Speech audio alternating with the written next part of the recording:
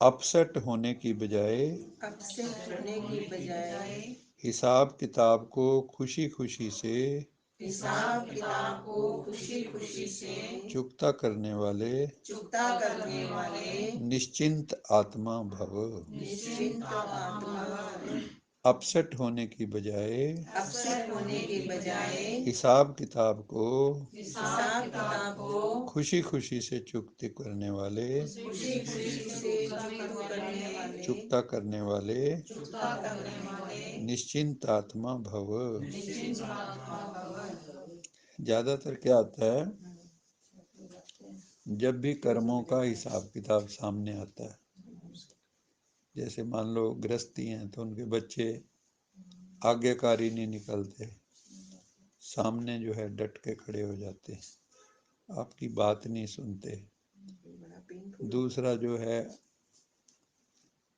कोई आपको धोखा दे गया जो आपका बहुत प्यारा था, जिसको आप सोचते थे ये तो मेरा जो है जिगरी दोस्त है, या उसने आपकी सारी बातें इधर उधर फैला दी, या आपको कोई रोग शोक हो गया, कोई बीमारी आ गई, या कोई नियर डियर शरीर छोड़ के चला गया, तो बाबा कहते हैं उस वक्त अपसेट ना हो जाओ, दिमाग को परेशान मत करो, बल्कि हिसाब किताब को खुशी खुशी से चुकता करो।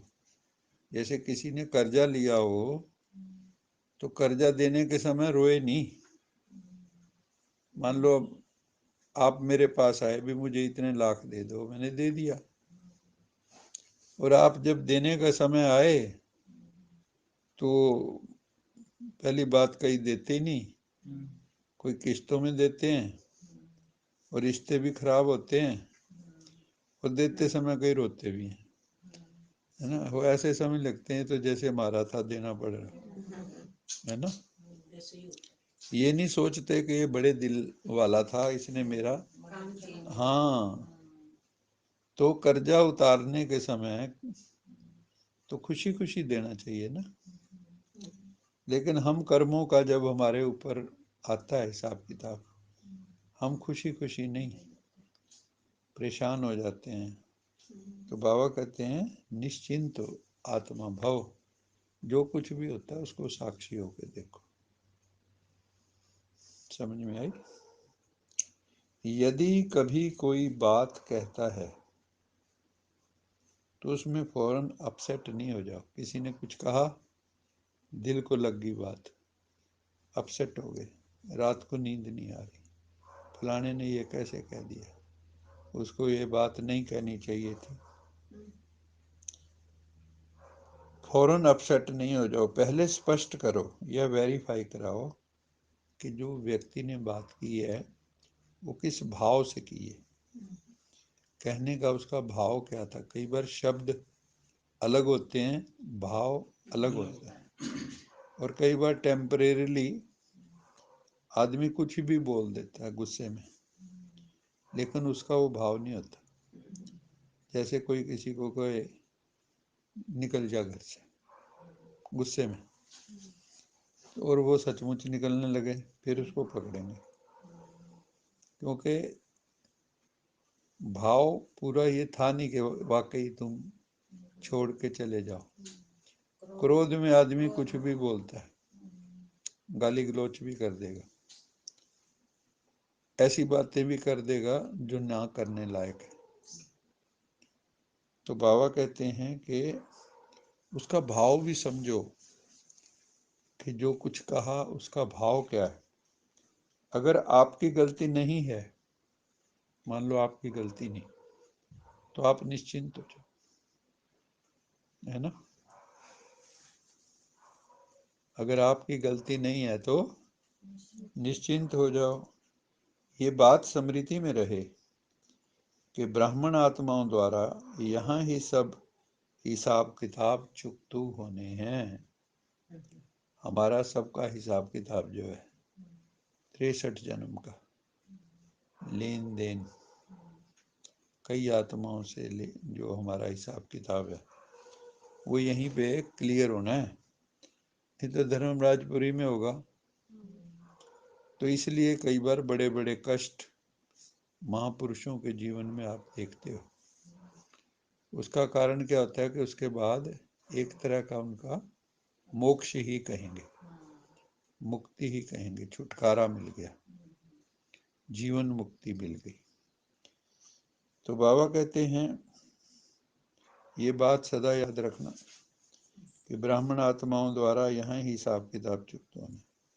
धर्मराजपुरी से बचने के लिए ब्राह्मण कहाँ न कहाँ निमित्त बन जाते हैं, इसलिए घबराओ नहीं, इसलिए घबराओ नहीं, खुशी खुशी से हिसाब किताब क्लियर करो, इसमें तरक्की ही होनी है।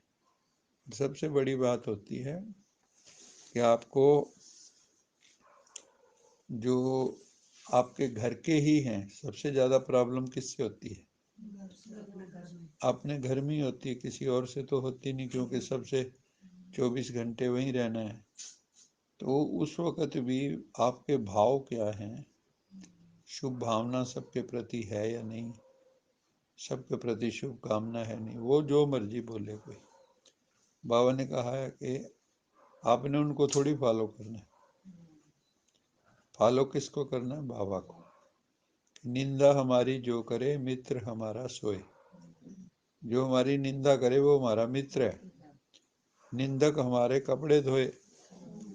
इसलिए वो कहते हैं अपने घर में उसको बढ़िया सी ना एक झोपड़ी बनवा के दो, ताकि आपको रोज कुछ ना कुछ सुनाता रहे और आपके कपड़े धुलते रहे, है ना। लेकिन निंदा सुन नहीं सकता आदमी, अपनी आलोचना नहीं सुन सकता। कोई कुछ कह भी दे तो एकदम तपाक से उत्तर आएगा उसका, तो कौन सा कम है? हाँ, यही तो अहंकार है। जब तक अहंकार मरा नहीं है तब तक बात चुभती रहेगी। स्वामी राम जो है ना, स्वामी राम कहीं से जो है ना गुजर रहे थे, बच्चों ने पत्थर मारे, बच्चों को पता नहीं लगता, तो उनके बच्चों ने पत्थर मारे, बड़ा मजा आया। योगी जी जिनके साथ हम रहे वहाँ पे बरेली में, हृदय नारायण, तो वो भी एक बात कहा करते थे। कौन सी? कि जिस दिन कोई गाली दे और तुम्हें मजा आ जाए, तब समझो अध्यात्म की यात्रा शुरू हुई, या तुम्हारे पे कोई असर ना पड़े, कोई कुछ भी कहे, है ना, और आप जो है मुस्कुरा सको, गाली दे वो देगे और आप मुस्कुरा सको, तब समझो हाँ अब हम थोड़ा सा लाइन में आ गए हैं। सही बात है। वो दीदी तभी तो कह रहे हैं ये कब होगा। हाँ वो तो अभी तो शुरू भी नहीं हुई। मैं मरी ये 3 तारीख को शुरू हो जाएगा। नहीं, मैं खुद अपने आप से पूछती हूँ कई बार, ये अहम खुद को तो दिखता ही है। अभी भी ऐसा है कि सोल कॉन्शियसनेस नहीं होती। असली बात इतनी है, अभी भी हम जब लड़ते झगड़ते हैं तो वो मतलब रिश्तों के भाव से लड़ते हैं। हम उस वक्त आत्मा आत्मा नहीं देख रहे। अगर आत्मा आत्मा देखें तो लड़ाई झगड़ा कुछ नहीं है और आपको ज़्यादा कोई फीलिंग भी नहीं आएगी। लेकिन हम सोल कॉन्शियस का अभ्यास करते हैं कम, तो उसमें क्या होता है, कोई कुछ बोलता है तो हम उस रिश्ते के नाते बात करते हैं। वही बात जैसे हम कई बार कहते हैं, अभी कहते हैं मेरे को क्रोध बहुत आता है, तो हम कहते हैं अभी आपके जो डायरेक्टर हैं या कोई हैं उनके ऊपर आपने कितनी बार क्रोध किया, उनको कितनी बार डांट लगाई आपने, तो सारे चुप कर जाएंगे, वहाँ तो यस बॉस है। और जो अपने से कमजोर पड़ेगा वहाँ अपना जोर चला लेते हैं सारे, है ना। तो हम भी तो देख के करते हैं अपने घर वालों कि नहीं है, है, बड़े छोटे का ये वो मान अपमान मैं बड़ा हूँ, मेरी बात नहीं सुनी गई, आत्मा बनने पे ये सब खत्म हो जाता है। आज का स्लोगन है बाप ही संसार है। हमारा संसार कौन है? बाबा ही संसार है, भगवान ही हमारा संसार है। सदा इसी स्मृति में रहना, यही सहज योग है। बाप ही संसार है, सदा इसी स्मृति में रहना, यही सहज योग है। अच्छा मीठे मीठे सिखलले बच्चों प्रति माता पिता बाप दादा का याद प्यार। गुड मॉर्निंग रूहानी बाप की, रूहानी बच्चों को नमस्ते। हम रूहानी बच्चों की, रूहानी माता पिता बाप दादा को याद प्यार। गुड मॉर्निंग, गुड नाइट और नमस्ते। सदा रहो हंसते, कहीं नहीं फंसते, बन जाओ फरिश्ते, बांध लो अपने बसते, चलो प्रभु के रस्ते। वाहिगुरु जी का खालसा, वाहिगुरु जी की फतेह। बोल साचे दरबार की जय। लोका समस्ता सुखिनो भवन्तु, लोका समस्ता सुखिनो भवन्तु, लोका समस्ता सुखिनो भवन्तु।